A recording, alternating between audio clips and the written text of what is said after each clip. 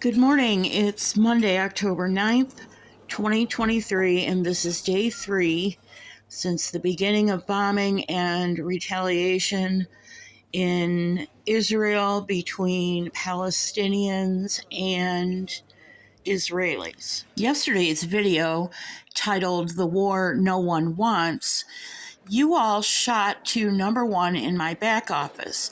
And so when I saw that this morning, checking for comments and so forth, it told me that you guys are interested, at least for right now, in information coming from Israel, and I will continue to bring you that information as long as you are viewing, clicking, liking, subscribing, and doing all the YouTube things. While I was doing research this morning, I found this fantastic map that has a lot of information already marked where things happened, how they happened, who responded to what, and so forth.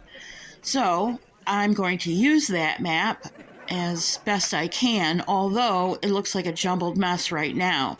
So we have to go in pretty close to see where different things happen. For example, where the first breach of the wall separating Gaza from the rest of Israel took place. In the upper right, where the orange flag is a kibbutz called Karim Shalom, and that means Vineyard of Peace.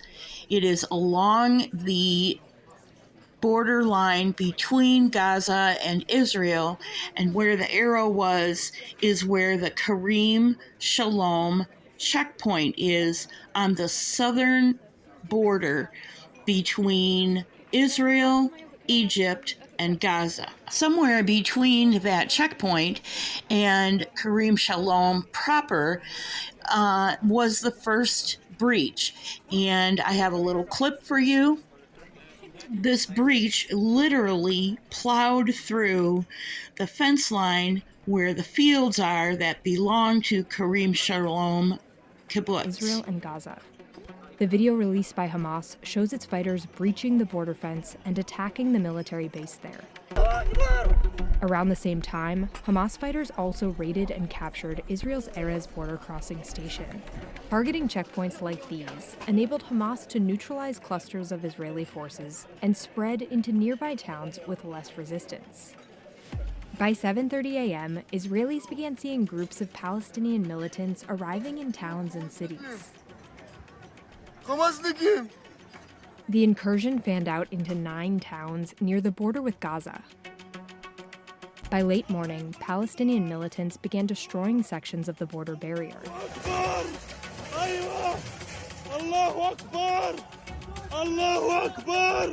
What started as a small penetration of the Israeli border became a wide-open corridor.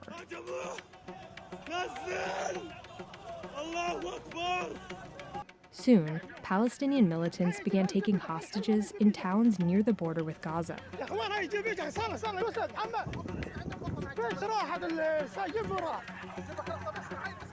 Many hostages were taken back to Gaza and driven through the streets. I'd like to thank the Wall Street Journal for being on the ground and getting us that footage. Did you notice the white truck for about a second and a half or maybe 2 seconds before it's off screen behind the trees? It's difficult to tell what other than people are in the bed of that truck, but there is definitely somebody riding shotgun on the running board. Yesterday, I told you that Israelis were not surprised, but they were shocked that this attack by Hamas came from the south instead of the north, where Iranian-backed Hezbollah is located.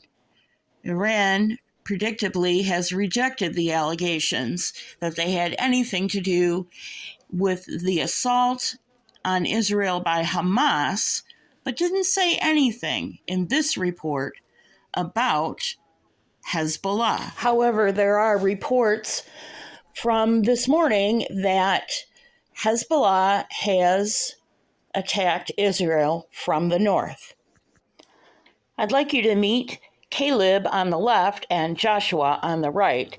And anybody who has any biblical knowledge, those names should make you smile. They are part of a production team that is in Israel shooting a documentary for biblical education, and they got stuck there. So now they're supplementing and filling their time with commentary and on-the-ground reporting. So if you picture what America holds so dear as our 9/11 that we experienced, this is what they're looking at when they see this. They have questions. How did hundreds of thousands of Hamas people get across the border of the Gaza Strip? One of my friends said that if he knelt down on the Temple Mount to tie his shoe, he would be surrounded instantly with people with guns. And yet somehow this happened across their border. They don't understand. Again, be from the Philippines. She asked me how long I was staying. I said I wasn't sure. She said they were having a meeting today at the hotel at noon.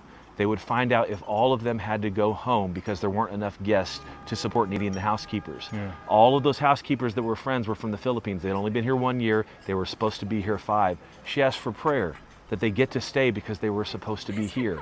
These little stories and pockets of humanity are of a group of people that do not want war. Yes, retaliation. Yes, stepping up against somebody who's opposed them because they're killing each other, but nobody wants death and killing here. Yeah, guys, we have people on our crew that are Arab Israelis and Jewish Israelis. None of them want war. They don't want terrorism. They don't want this kind of assault and death and murder. And like Josh said, the amount of people I looked is probably 700 this morning. 7 people Israelis that were killed. Factor that into the population of Israel, which is close to 8 million today, and realize we had some 350 million in America when 9/11 happened. It's more. The numbers are more when you look at the ratios of Israelis that died. Everyone here probably has a family member they know who has perished because of this terrorist attack from Hamas. Now, as Josh mentioned later today, we're going to get the opportunity to speak to Avi Lipkin. He is a specialist in Middle East conflict. He's a specialist and writer of these studies. His wife is Egyptian born. She's actually translated for the IDF for years, the incoming feeds that they have picked up from Hamas and these other people. He's going to give us that insight because it's not just this American perspective that you've been seeing on the news and stuff, but it matters what the people on the ground are thinking, and they are scared. I'm not over dramatizing this. They have been told to stay in their homes. These streets we have been going to are empty everywhere. We've been walking all over the old city. We've been going up to the Western Wall. Just days before, during Sukkot, thousands of people, tens of thousands of people. Now you can count 5 people on your hand. The Temple Mount is right behind us, and even though you see tour buses parked, they're parked because they spend the night there. There's nobody on the Temple, or there's nobody on the Mount of Olives. Yeah. Forgive me. So I just want you to keep in mind, I know that America is 8 hours behind. Central Time is 8 hours behind Israeli time. We are here Monday morning. We will be interviewing this later today. But America just seems to be finding out because our news seems to just now be telling these stories. So when you hear these stories, instead of shaking your fist at anger at one group or the other group, begin to pray. Begin to pray for the lives who are at risk. And they did just that towards the end of their broadcast. And I must apologize to my own audience. The audio glitches, there was nothing I could do about it. I recorded it 3 different times, and I could not get rid of those glitches, although this is the best copy. And so let's move on and look at just 6 days ago at the beginning of Sukkot in Jerusalem. This is the Western Wall, the approach to the plaza there. And our hostess, Cool Kenyon, is going to give us a kind of a bird's eye view down into that plaza from a slightly elevated position. Out of respect for worshipers here, this is a religious ceremony. I will not be including the audio or the cantor who is delivering the priestly blessing over 50,000 Jews that gathered here in and around the Western Wall to receive the blessing.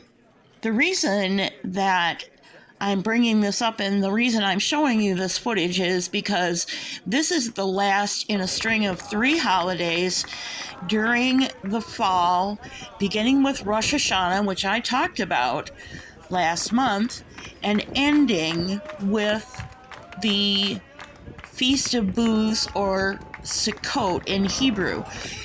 We saw the beginning from our hostess, and now this channel is showing us the second to the last day, or because the Jewish calendar goes from evening to evening as one day, this would be the night before the last day.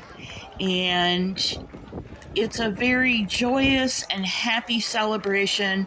People are dancing in the streets or having parties at their home, and it's very joyful and celebratory.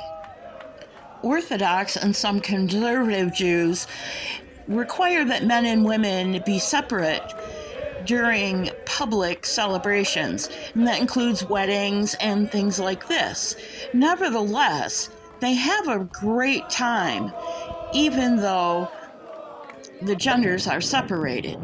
And this is a live shot from today. You can see there are not very many people, although there are a great deal more men than women. That's normal because women would be about their business, so it's probably 8 roughly. I've turned the volume down on this, but despite that, you can hear rockets going off. And if you look in the upper right and upper left corners, you can just see a haze of smoke from bombs. I wanted you to see all these clips because I want you to understand that what Hamas did and what Hezbollah is doing is deliberate and targeted at a joyous time of year for Israeli Jews. Despite that targeting, and despite the fact that the holiday did not come to a close on October 6, 2023, they could not take the joy away from Israelis, despite how scared all people in the country of Israel, including Palestinians, are. That's all I have for you. Thanks for sticking around this long. Pray for the peace of Israel. God bless you. See you soon.